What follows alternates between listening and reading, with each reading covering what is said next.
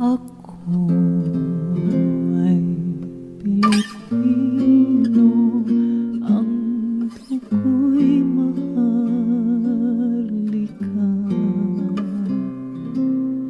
Likas sa aking puso at hikaing kay ganda. Sa Pilipinas na aking bayan, lantay na belas ng silanganan, wari na tipo ng kayamanan sa may kapal.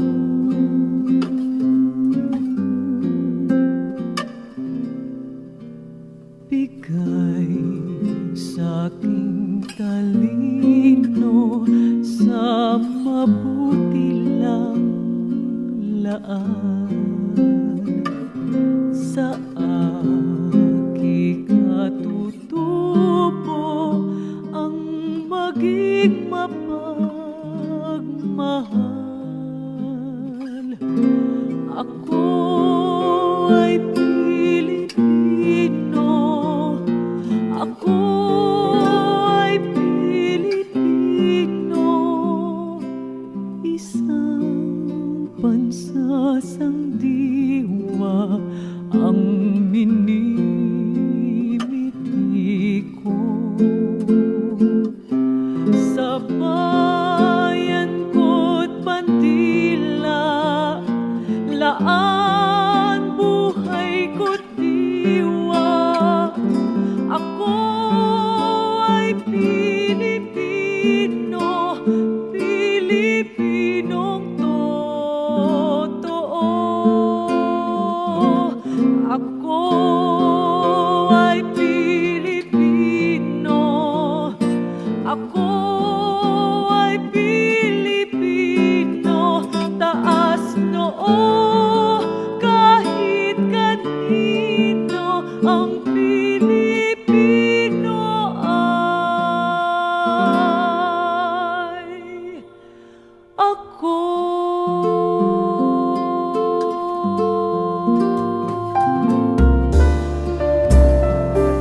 Our topic for now is medical missions, no? Correct. I understand you have been spending a lot of your time and you've come home from the U.S. On extended leave, I think. So Just true. to be able to help a lot of our people. Thank you for doing that. So tell us what you're doing. Well, medical missionary work is a calling. It would date back more than 25 years ago when I got involved with medical mission as a clerk, as a medical intern. And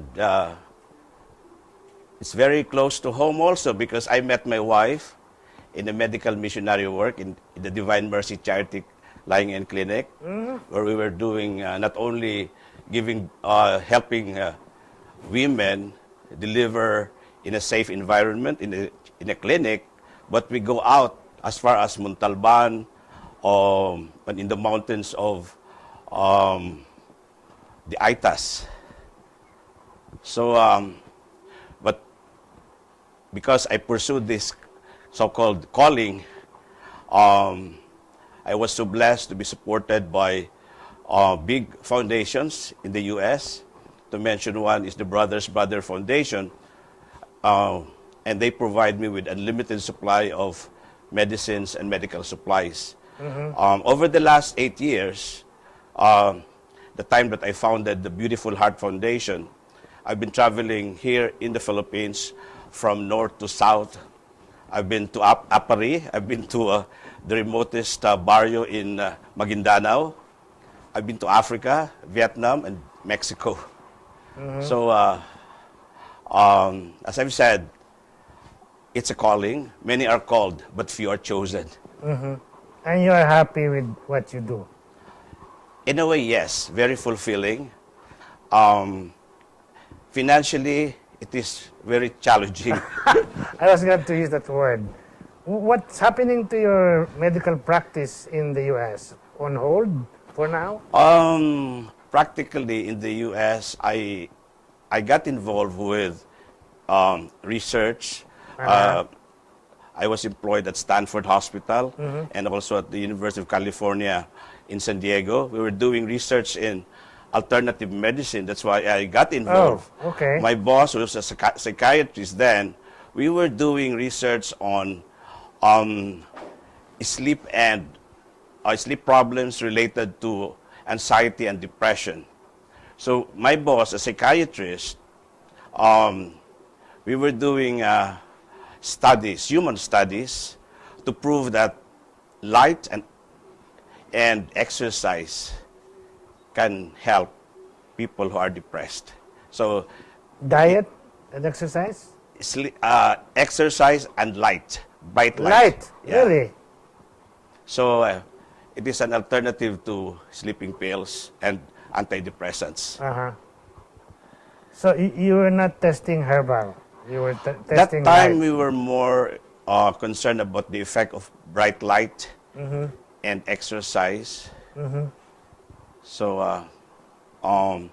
to old people with depression and anxiety. Now, in regards to my medical mission, I combine the use of pharmaceuticals, which are given for free. And of course, I would be encouraging people from third world countries like the Philippines to make use of plants, fruits, and herbs, food as medicine. Here in the Philippines, you could have a garden of medicines. Correct. Yeah. And I learned this way back in 1993 when I was a municipal health officer of Piquet Cotabato. And it was really Dr. Flavier who would push for Oh yes, God bless his botika sa soul. paso. Ah, yes, yes. So tell our audience, because I think since that time, no, malunggay has become popular, lagundi. Recently, I heard something about okra. Tell us about your experience, Doc. Well, quite recently, I was able to acquire a small resort property in Santa Maria, Bulacan, where I personally initiate the planting of these vegetables, herbs, and fruits. So I have an herbal plantation there where I do the gardening of different kinds of herbs. The most promising now is the acetaba. Acetaba, yes, I'm Yes. familiar. You have all those. Exciting, huh? And this is organic? And definitely organic. And what is good about gardening is it involves physical exercise. You get sunlight. So that idea of light and exercise can cure okay. You're in anxiety and that. depression. You're in that direction. Yeah. Are you planting malunggay? Yeah, malunggay. It's all over. We are starting to plant fruits that are high in antioxidants.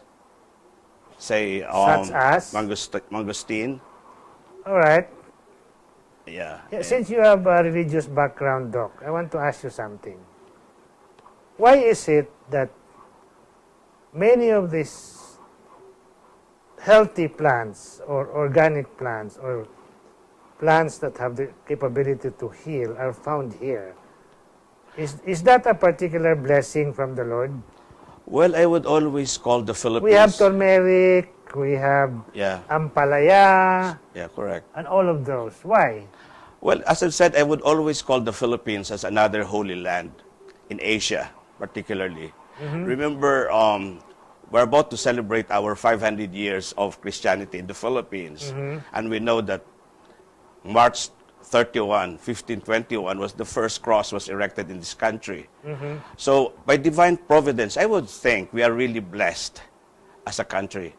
And you can see that in the environment, the resilience of our people. We know that the Filipinos are known to be very caring persons. We are so proud of our nurses and doctors are working all over the world, known to be not only very professional, but very caring and loving to patients. So nature and the people in the Philippines are the best gifts that we have in this country. And what is the future? Because, that can be a means of livelihood for farmers. Oh, I forgot to mention virgin coconut oil. Yeah, of course. Yeah. It used to be that the farmers in those places where they grow coconuts were discouraged. But over the last, I think, 10 years now, we are getting so much revenues from our coconuts with this VCO. VCOs.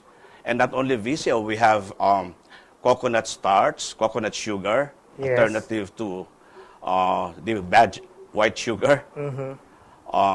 The coconut flour, very low in glycemic. The glycemic index is low, so very good for diabetics. Oh, yes, coconut sugar, that Yeah. brownish sugar, yes? That's my question, actually.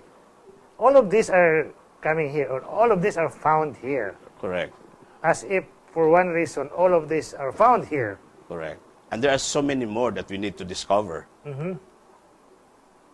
Maybe in the forest. Well, sometimes they just grow wild in your backyard And you don't know. that you don't even know. But the way I would tell patients is like fruits. We know that antioxidant properties is based on, we have a way to measure that. But for ordinary laymen, any fruit that would stain white linen has high antioxidants. And example? Example, you say mangosteen. Okay. That's the rule, huh? Yeah. Interesting. And so with plants and vegetables. Earlier, you heard my conversations with Dr. Austria. It's what people eat that make them sick. And my last question to her was, it's possible that what you eat could make you well. Correct. You're in that direction. Again, I'm working closely with one professor at the University of the Philippines in Mindanao. And we believe that food is medicine. Explain, Your Honor. She has some studies on, say, vegetables that are acting like with effects on blood pressure. Are these known already, or is it still a they're, secret? they're available. They're Oh, available. okay. The sayote for one. Yes. There could be more. And there could be more, as I've said.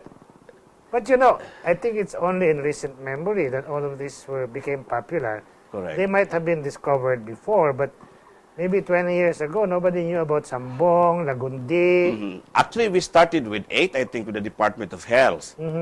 But now, there's more, I guess. Especially the what we call as the saluyot or the kamote tops. Saluyot and okra actually could go well. Yeah. So Kamote tops, huh? What does yeah. it do? Well, I think it's the what is this? The shoots or that stuff or Okay. that makes it very nutritious. So, since you are a doctor, would you say, okay, you eat these vegetables and then you have some exercise and here are some prescriptions also to help. Yeah. Is that what you do? Yeah. Of course, we have to individualize your patient in terms of your prescription. If you have a patient that is really severely,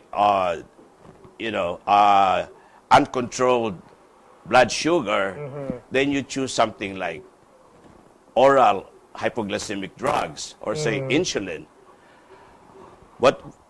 So I don't really discourage patients to stop these drugs for severe cases.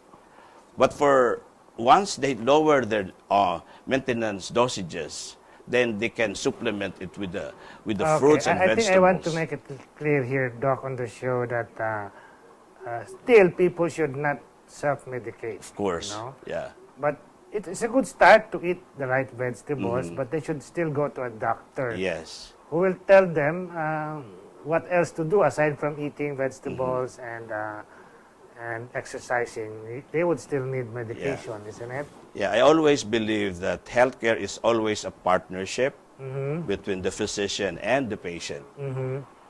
We can just prescribe, we can just advise or educate, Uh-huh. but the big part of health is, the patient himself or herself. Okay, tell us, what do you see in your medical missions? You've been to indigenous tribes, you've been to urban poor communities. What do you see? Well, the same old cases, the infection is very common. Uh-huh. That's why in any medical mission, I would start with an education campaign on environmental sanitation. I would even check, Environmental sanitation. yes, I would even check the nails of children to emphasize that a dirty hand or nail would start infestations of, parasitism. But that's part of education also, isn't it? Yes, a big part of, health is really education. All right. Dr. Austria mentioned that too. And I would really teach mothers too, because they are the frontliners of healthcare in a home setting. So, you would teach them how to take care of high fever, what is the first aid. So, getting the family involved in healthcare. But how do you expect environmental sanitation in a place that has no sanitation facilities? Well, Maybe not even water. Well, we are so lucky in the Philippines that water is not really a problem. It's just that we need to do something about our water. We go back again to boiling at least, or washing our dishes well, making sure that it's not contaminated, and also, making sure that we are controlling the insects. We know that in this country, dengue is very common. So what do we do with, dengue infection? You have to at least clean our environment, get rid of those stagnant water. Did you notice some kind of higher immunity among the kids out there who are exposed to the outdoors maybe? I don't think that would really push them to have higher immunity if they are subjected to If they're this. still vulnerable. Yeah, they're very vulnerable. I see. Well, right now, Doc, you are working alone? I am very happy that over the years, I work with grassroots organizations, in fact, even families in my medical mission. So, interestingly, this year is quite interesting because there are organizations that are in the entertainment industry.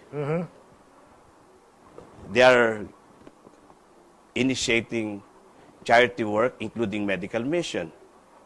Entertainment industry. Musicians?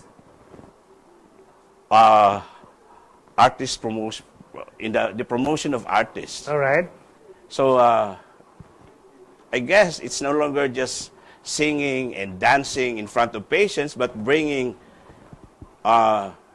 treatment to these people Okay. by trying to collaborate with me. So what's up ahead? More medical missions? I think with this happening now, not only in the entertainment industry, but I guess even religious organizations, we know that there are big civic organizations who have been doing medical missions in the past.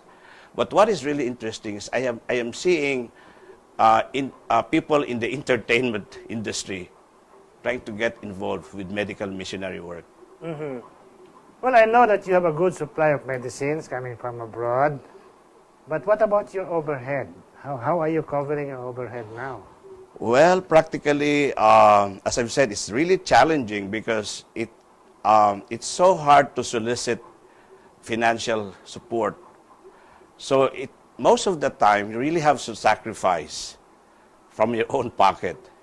But what is also good is that the organizations or people supporting me, they understand my situation. So we kind of, they also pitch in terms of the cost of transportation, the accommodation, the snacks. So what really makes medical missionary work now is it's collaboration. God provides. God provides, yes, of course. Yeah. And what is your favorite destination? Are you inclined towards the indigenous people? Well, those are really the places that I would love to go. But even here in Metro Manila, there are so many depressed communities. You don't have to go far. You don't have to go far. Name a few. The last one I had somewhere in Caloocan. I All did, right. I think, 2 medical missions in those places. In southern Tagalog area, I went as far as Quezon, Okay. and I have invitations now to go back again to Mindanao, to Romblon. Okay. We have a few minutes remaining. I want to ask you maybe a sensitive question. It's up to you to answer it. You know, Pope Francis has been doing this kind of work in Argentina before he became Pope. Now he became Pope, and he's urging all priests and all bishops all over the world to do that, to go out, reach out to the poor. What is your impression now? Is the church catching up with that? Well, I think it's always been like that. What I learned from my mother, who's my inspiration for the Beautiful Heart Foundation, is Matthew's verse, whatever you do to the least of your brothers, you have done it to me. So I guess you know that these people are the sick, the abused, the poor, the hungry, the malnourished. So And- in helping them, in reaching out to these people, you're serving God. I think you purposely did not want to answer my question directly, so I will segue to another question, or maybe ask for your comment. I observed that in the Bible, the Lord Jesus did 3 activities. I call it activities consistently. He was always teaching. He was always healing. And he was always feeding. Correct. Is that what you do? Yes, in a way. But I guess it's more of healing the body, the mind, and the soul. The Lord did that too. In a way, I Feeding would... was always part of it. You Yeah. will notice that. There's a pattern. Correct. And I think this is the essence of holistic health. Holiness. Well, the word whole, W, would mean the approach should be Wholeness with a W. with a W, meaning to say the Okay. integration of the different systems Uh-huh. of the body, or the integration now of the body, the mind, and the soul. Of course, healing is not just the healing of the body and the mind, it's more of the healing of the soul. And we know that death is a fact of life. But we know that dying, say physically, is temporary. Okay, Doc, we only have a minute left. I'll give that minute to you to call for help. Yes, I would like to take this opportunity to invite those who have never experienced medical missionary work. This is a calling, as I've said, and I need more volunteers from the time that we repack medicine to the time that we go to the actual medical mission site to educate our poor patients, or at least to do counseling, to give them a sense of hope that somebody is still there to care for them and to love them. Thank you, Doc. It's my pleasure. I think it's really my blessing that I get to know people like you. And my phone number is there actually. If they did not catch yours, they can text that number and I can refer them to you. Meanwhile, thank you for coming to the show. It's a blessing. And take it away, baby. Yes, good morning. Good morning po sa inyo lahat. Welcome to the first medical mission of Rotary Club of Sampaloc for Rotary year 2014-2015, sponsored by the Beautiful Heart Foundation, headed by Dr. Anacleto Melendez. Okay, without further ado, may I call on Dr. Anacleto Melendez for a short message. A big hand, please. Thank you. First of all, I would like to greet our kababayans, magandang umaga, and of course to the organizers of this medical mission headed by the Barangay Captain. Thank you, sir. And the Philippine College of Health Sciences through the leadership of the President, Dr. George Cordero, and the Registrar, Mrs. Corazon Azucena Sabado. And of course, I would welcome our great doctors from the Lourdes Hospital. Magandang umaga. At last, of course, the nurses and the nursing students of the Philippine College of Health Sciences. I am Dr. Melendez, the founder of the Beautiful Heart Foundation. I'm a medical doctor, a family doctor, and I'm very proud to be a registered nurse. I am an alumnus of the Philippine College of Health Sciences. Sa ating mga kababayan, I am also an ordained deacon. I'm part of the Holy Catholic Church International. So I would presume na ang ating mga kababayan nagsimba na dahil today is a special day. We are here just to feed the body, but above all, sana'y nakapagsimba na tayo. Yung hindi pa nakapagsimba, we still have the afternoon. Yun naman ay ating mga sakit na ating kaluluwa ay dapat paggalingin din. We are just here to treat the body and maybe the mind. But the soul, there's a clinic for that, which is the church. Nakakaintindihan po ba tayo? Ang kaya na namin gamutin yung mga sakit sa katawan at siguro sakit sa utak. Pero yung sakit sa kaluluwa, iba na. Again, maraming salamat. Rest assured na mabibigyan lahat ng gamot. We will make it very orderly para hindi magulo. And I'm very proud to share with you that this event will be shown in my television program in the Silicon Valley, the Beautiful Heart Show. So siguro later on, I will get a chance to interview our doctors and nurses and find out what is the real health situation in the Philippines right now.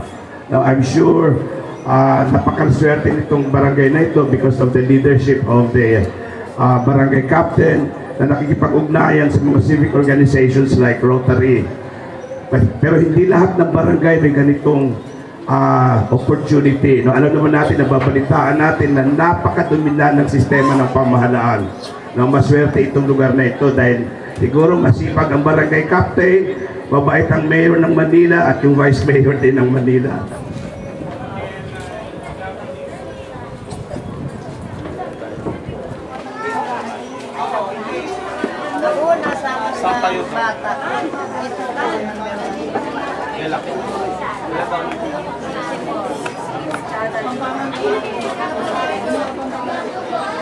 Dok, pwede na ho dito siguro yung sample niyo. Pwede na ako.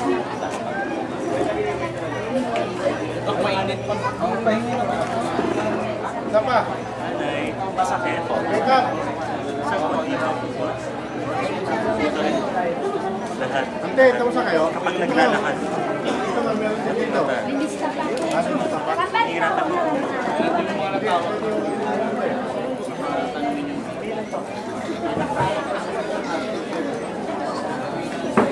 Pero wala naman sa mga. Hindi ka makatulog na. Hihirapan mo. Narado, sige. Ano po iniisip ninyo? Sakit pa kasi. Ako yung number 1. Kayo,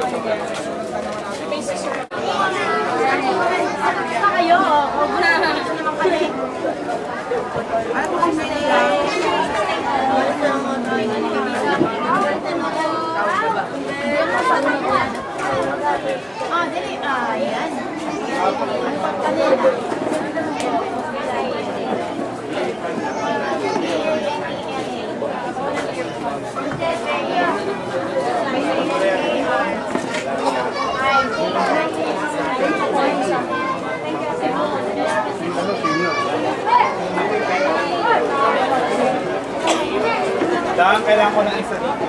Nilayo mo lang, walang tanto siya.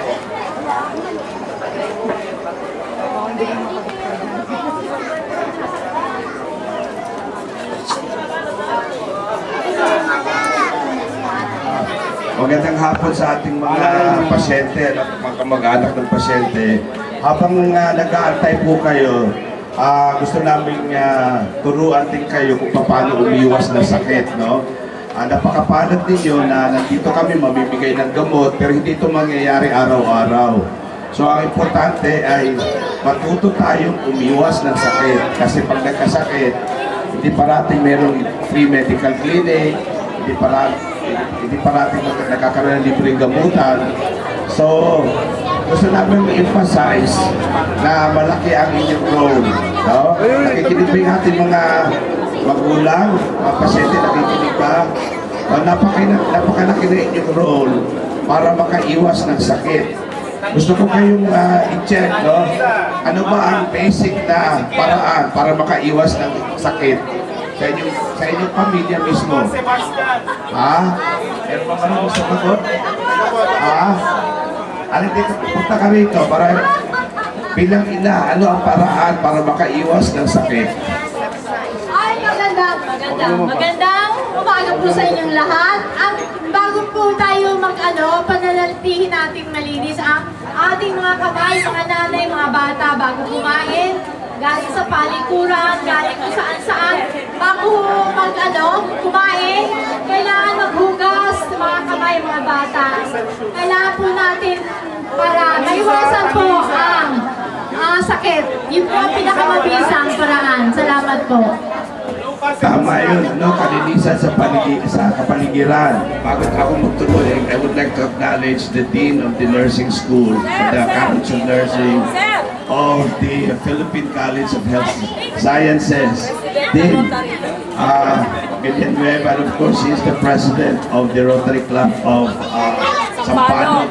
I would like her to talk about her organization and of course, the College of Nursing at the Philippine College of Health Sciences. Magandang umaga, ma'am. Ay, magandang umaga po sa inyong lahat. Nandito po kami kasi ito po yung barangay na inaalagaan namin sa Rotary Club of Sampaloc. So, actually, marami po kaming mga projects na i-coordinate kay Kapitan. At magmula ngayon po, magkatuwang tayo sa lahat ng sa karamihan ng mga pwede nating gawin para sa kabutihan ng inyong barangay. At nakikipagtulungan po kami sa mga doctors ng aming member, si Pipi June, at saka sa Philippine College of Health Sciences po, nakikipagtulungan po tayong lahat doon. So, kaya andito rin po ang ating mga nursing students po doon. So, magmula po ngayon na magkikita-kita po tayo ng mas madalas. Kasi marami pa po kaming gustong gawin para sa kabutihan po nating lahat, lalo na sa barangay ninyo. Sa September 2 po, andito po ulit kami para medyo may po tayo sa mga legal yung forum. Para alam natin, andito po si Attorney. Siya ang susunod na presidente ng Rotary Club of Sampaloc po sa susunod na taon. Siyempre, ito si Ernie, Mangkulasang Sabado, siya po ang chairman ngayon ng Medical Mission. At bata pa po siya. At lalo po siya rin ang register namin sa PCHS. So nagpapaabot pa ako presidente namin si Dr. George Cordero ng greetings sa inyo. gusto kong i-emphasize na napakalaki ng role din ng mga nurses sa public health education. Kaya kinakausap natin itong ating mga pasyente, mga magulang, na ang sakit ay naiiwasan. Karamihan ng sakit ay pwedeng iwasan. No? Maganda po yung Kasi nga, napakamahal ng gamot, napakamahal magpakonsulta ng doktor, at hindi araw-araw nagkakaroon ng ganitong libreng gamutan. No? So nagsimula kami nagtanong ako kung ano pa talaga ang pinakaparaan para maiwasan ang sakit. No? Sabi kanina, kalinisan sa kapal. Ngayon gusto kong i-check yung kalinisan ng mga bata. No? Dahil ang mga bata, nagkakaroon niya ng bulate. Pwede ba natin papilahin yung mga bata? May gusto lang akong i-check sa mga bata. Yung mga bata, pwede ba natin papilahin? At kung pwede kasama yung magulang. No? Nasamahan ng magulang at ipapaliwanag natin, ma'am, no, kung ano ang role ng isang magulang. Magandang umaga po. Medyo ginagawa natin classroom itong barangay. Mas effective kasi ang medical mission na nagkakaroon tayo ng public health education at the same time. May dental na darating. So sana yung mga nanay, no? Sana yung mga bata, sampulan natin ang first 2 children. Yes, dadaan mo na yung gamot. Ngayon, ito yung bata, typical na bata, ano? Ano ba ang common na sakit ng isang batang katulad niya? Anong madalas ko na-encounter na sakit?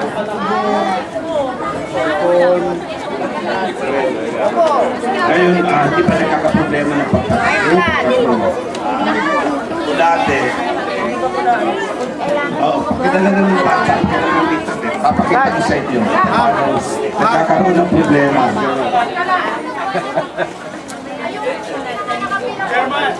Alam mo yung bulate, no? Ang bata, lalo kung hindi naghuhugas ng... Kung hindi naghuhugas, pakikarga ng bata. Kung ang bata ay kumakain, hindi naghuhugas ng kamay, titingnan natin yung kuko, no? Katulad nito. Ito, pinagpupugaran niya ng bulate. Tapos kakain ngayon,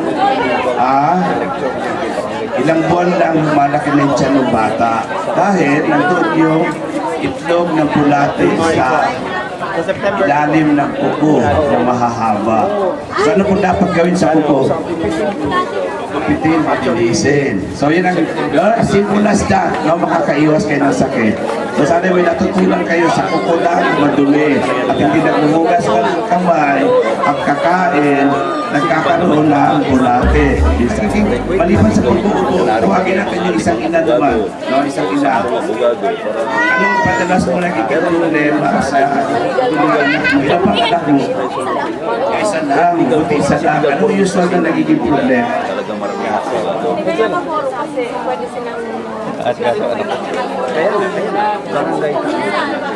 Para alam nila kung anong gagawin. Kasi hindi ko mawala sa seminar yung... Alam mo yung ubo minsan, minsan ubo-ubo ng bata, sintomas yan ng primary complex, no? Yung may TB yung bata. Ngayon, para maiwasan yan, ano bang paraan para maiwasan ang TB at primary complex sa bata? Pero sa atin yung mga barangay taadaan natin. Dito lang natin. O yung pagbabakuna, no? Pagbabakuna. Pwede ko ba tawagin yung isang nursing graduate, nursing student para magpaliwanag dito? Isang representative ng Philippine College of Health Sciences, isang registered nurse. Pwede ko ba tawagin? Para alam nila. Can I have one representative, isang registered nurse, para magpaliwanag anong mga dapat ibakuna sa ilang taon yung anak mo, Mrs.? Apo, gusto kong marinig isang registered nurse, nursing student para magpaliwanag dito. Alagay ko, alam ng nursing student ito. Pagkakataon na ito, dahil ito na ginagawa ng nurse. Nagtuturo dapat ang nurse sa community, di ba? Saan? Din Villanueva, mukhang wala yata natututunan itong ating nursing student. Walang malakas ang loob na magsalita rito. Sige na lang, balik kayo. Kayo na lang magpaliwanag. Kung anong mga dapat ipakuna sa isang 2 years old pa yan? Meron na daw sila eh. Kaya nga, pero minsan, kailangan ituro talaga yung schedule. No? Ano ba yung schedule ng health center nila pag ano? O sino bang in-charge dito sa health center para siya na magpaliwala? Yeah, oo. Pero, Kapitan, tayo si Kapitan. Oo. Gusto kong marinig yung representative.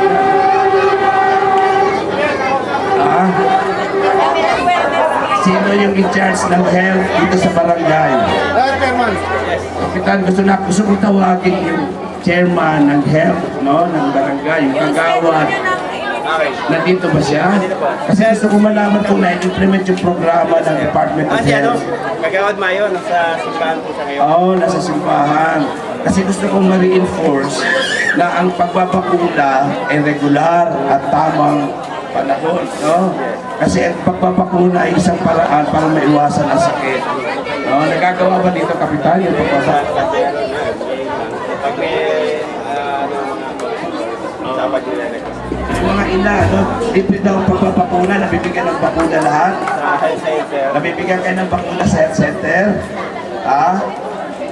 Pag kayo hindi pa nagpapakuna, tapos nagkasakit ang anak ninyo, malaking problema, Isang ina naman, pagdating sa nutrisyon, pwede bang tumawag ng isang ina na magsasalita tungkol sa pagpapakain? Ikaw na, Erika. Magsishare tayo ng kaalaman, no? Hindi pwedeng nahihiya. Kailangan ko yung, sinong pwede mo salita?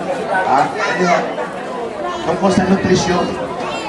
Anong tamang ipapakain sa isang bata? Naku, hindi daw alam, Kapitan. Hindi daw nila alam kung anong tamang ipapakain sa mga bata para mag-ipalusong niya sa bata. Sino ba nagtuturo? Kapitan, meron ba kayong in-charge sa nutrition program? feeding program. Nandito yung Wala nga. wala rin. Tsaka yung pag-feeding program po kasi nagagaling sa health center. Nutritionist magagaling. Kapitan, ang gusto ko lang maitanong, bakit ba pinapromote pa ninyo ang pagkain ng gulay? Sinapromote din. Pagdating pa program. Kasi alam mo ngayon, ang bago ngayon, kahit na ganyan ang mga bahay, no? Kami sa Amerika, nagtatanong kami ng mga gulay sa mga recycled bottle, no? Meron pa tayo sa dito, Sa ngayon, wala po ngayon. magandang programa yan, no? Yung pang mga bote, recycle, lalagyan ng munting soil, tapos itatalim yung mga kwanton, mga cups, pechay. So, magandang project yan, Kapitan. Nandyan po kayo. Pwede ba tayo tumawag pa ng ibang membro ng barangay, mga leader? Kapitan, pwede ba natin introduce kung sino pa yung mga active members ng barangay?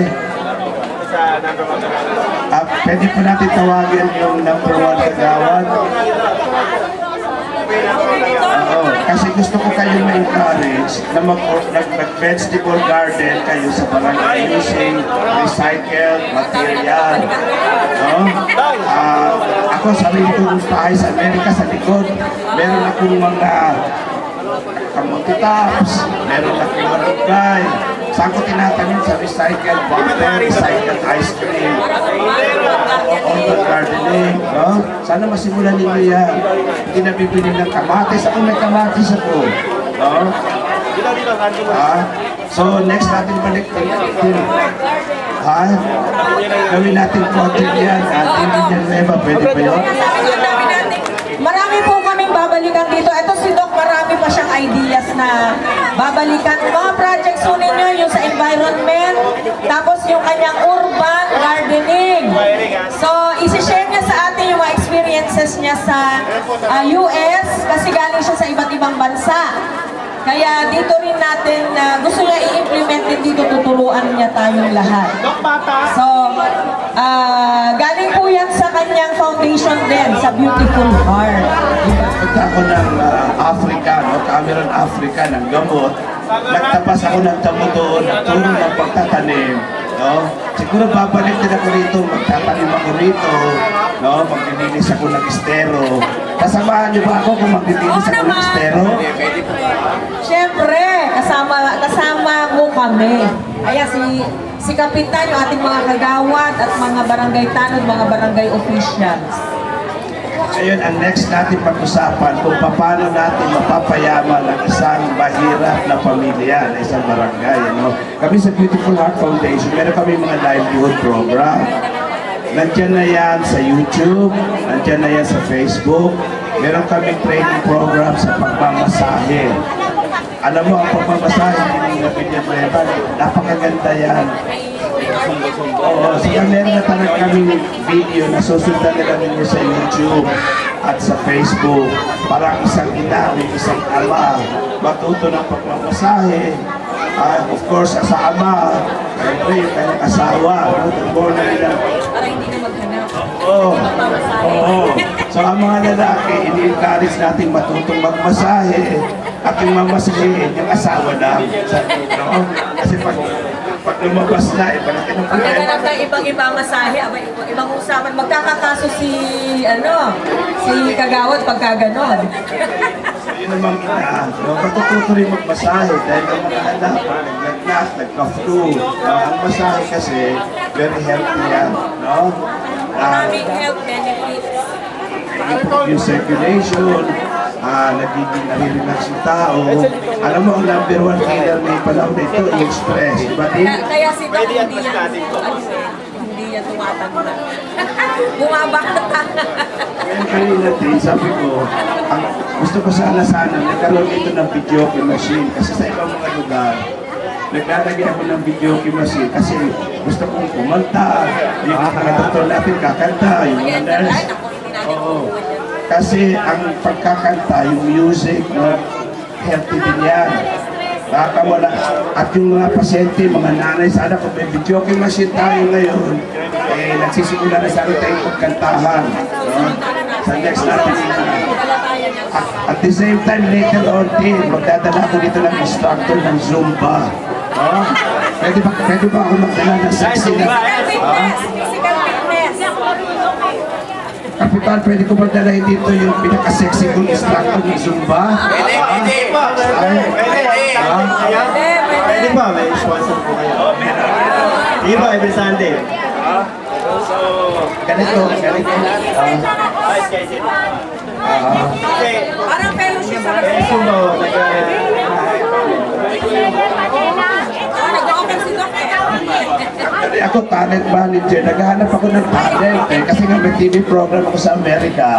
No, kung sana mayroon tayong next time siguro din magpa-audition tayo ng mahuhusay na kumakanta dito sa barangay.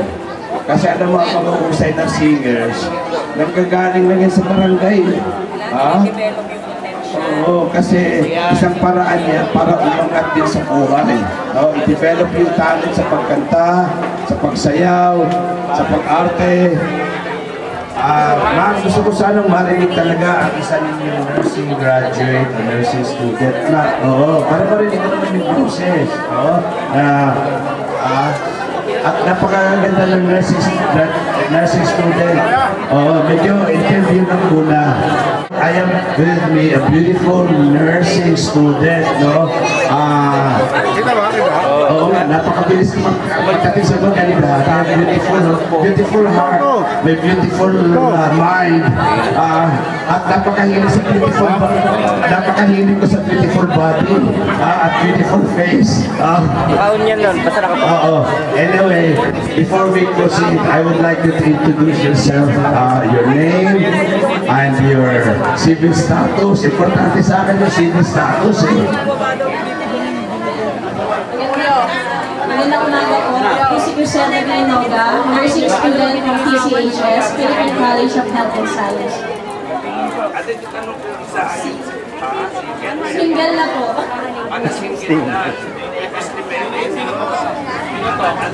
Ang kagandahan ng Philippine College of Health Sciences, gumagawa ito ng mga outreach programs. So, hindi ito ang unang ginawa ng Philippine College of Health Sciences. In fact, last year, nakaabot kami ng barangay, ang Mandulugan, Ilocos food, no? Yeah. Tapos nakaabot din ang Philippine College of Sciences in coordination with the Beautiful Heart Foundation sa Barangay Maluwak, Moncada, Tarlac, no? Ang siguro later on, iikot-ikot ang mga outreach programs, no? Pwede na pong sumama sa mga outreach programs. Ngayon, dito sa ginagawa ng Jack, ano ginagawa mo ngayon dito sa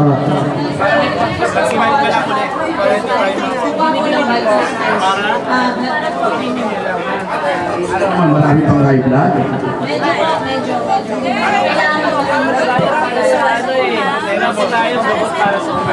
Turo ninyo kung sa may high blood, ano dapat ituro sa isang pasyente na meron na pressure na tumataas?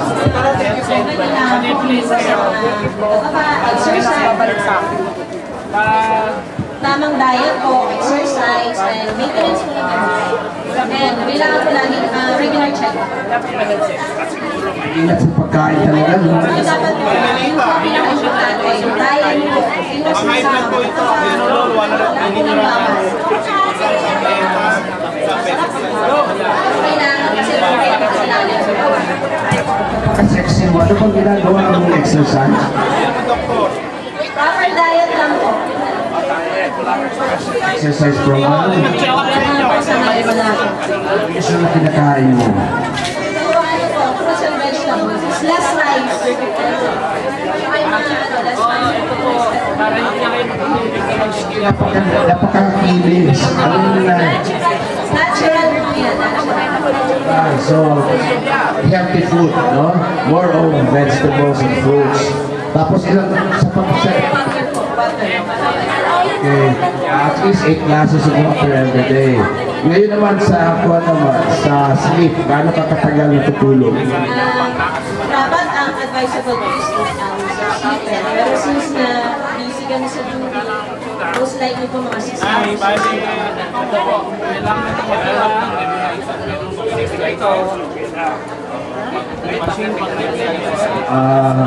Bawal dito. Yung bang pananampalataya, yung ating faith sa Panginoon. Kailangan regularly yan every Sunday. Sunday po. Kasi ako, since na yung Visayas malapit sa Quiapo, lagi every Saturday po. With my classmates. Siyempre nakikita ka sa YouTube, makikita ka sa YouTube, makikita ka sa The Beautiful Heart Show sa Amerika, no? Makikita ka. Willing ka po makipagkaibigan sa mga gusto makipagkaibigan sa iyo sa Facebook. At kung gusto mo, ibigay mo yung email address mo. Ayaw makipagkaibigan. Akala ko yung pagkikipagkaibigan, healthy yan, healthy. Depende po sa kaibigan. I'm very happy that you volunteered your time and you are helping the community through the efforts of your school and the collaboration of the Beautiful Heart Foundation and the Rotary Club of Sampaloc here in Sampaloc, Manila. So again, thank you and good luck and hopefully you will make it sa pinapapuri sa Next year po. So, we're praying for you and kung meron ka mga question, I'm always active on Facebook. No? Doon ako makahanap kung gusto mo nang magtutulong sa'yo on how to pass the local board examination, on how to pass NCLEX. Kasi tumutulong din ang Beautiful Heart Foundation na makapasa yung mga estudyante sa local boards, sa NCLEX, at yung nakakapunta sa Amerika, we also have them. No? Yun ako.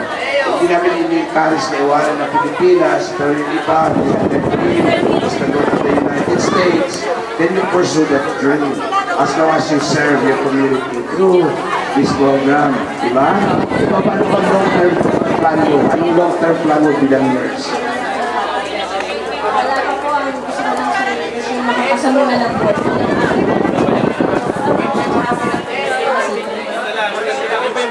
Yes. Sampay lang doon, hanapin ko lang. So, tanungin, if I may ask, how old are you? You look so young. 26. I'm 26. Pecha na. Yeah, you look like your 18. Again, maraming salamat, Griselda. And nice meeting you. Take care. Okay, thank you.